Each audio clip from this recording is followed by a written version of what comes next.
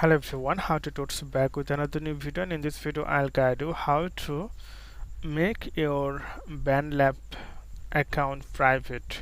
So you can make it private way, like you can follow this step, then you can make your account private in website and application also. So I'm using website and PC, so you need to click on a profile and then click the settings option, and then here you can see the option the privacy.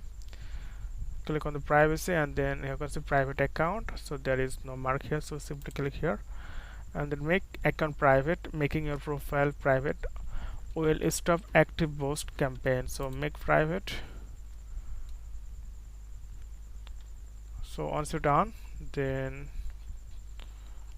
you can see privacy settings updated, so it's now private your account. So this way you can make your account private. So okay friend, today's no man, see you in the next video.